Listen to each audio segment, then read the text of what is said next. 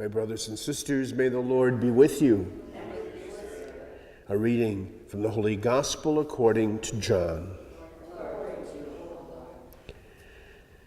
Jesus said, "Amen, amen, I say to you, whoever does not enter a sheepfold through the gate, but climbs over elsewhere, is a thief and a robber.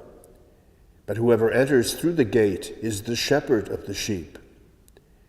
The gatekeeper opens it for him, and the sheep hear his voice, as he calls his own sheep by name and leads them out.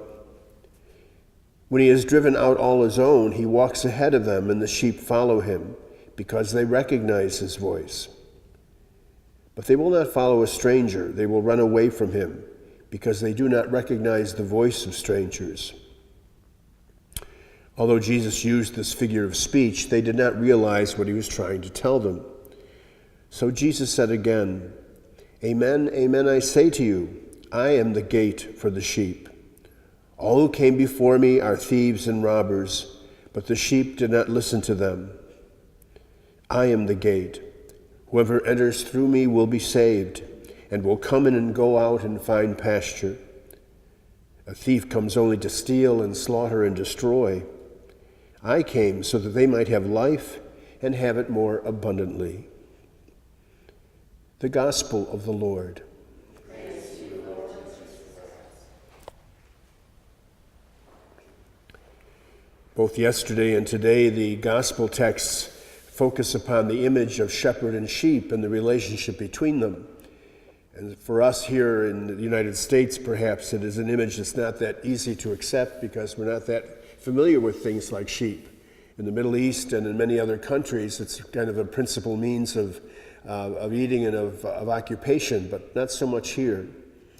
We find because of that, of course, that in the Old Testament tradition, even in the New, the image of sheep is used often because it had been a familiar one to the people. And so in the Old Testament, many of the prophets talk about God being the shepherd and the people being the sheep, and he coming to take care of them because unlike the robber, he's the one who will be willing to bring them back home again. And in the New Testament, of course, Jesus uses the images we see today, and it was such a strong image that in the early church, in those first initial depictions of Jesus in the catacombs, he's shown as being a shepherd with a sheep on his shoulders, that image of the one who cares for his own.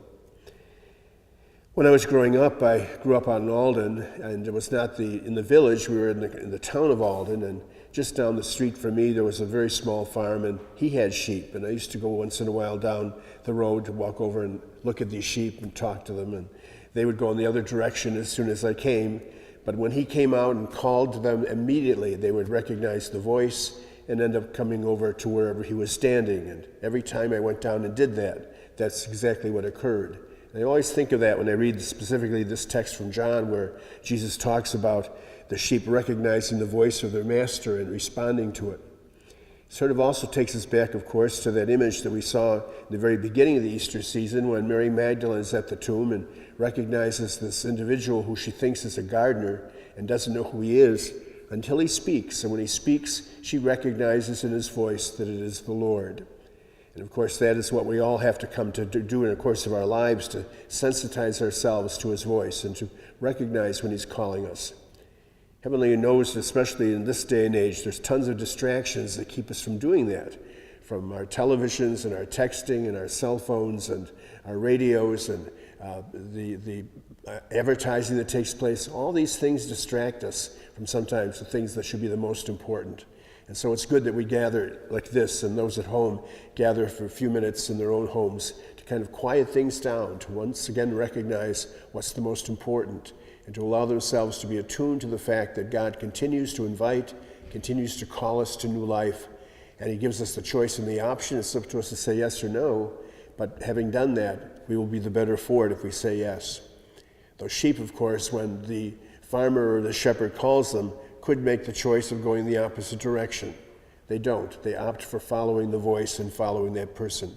And so in turn, we're asked to do the same when the Lord tries to get through to our hearts and call us to a deeper way of thinking and acting in our lives.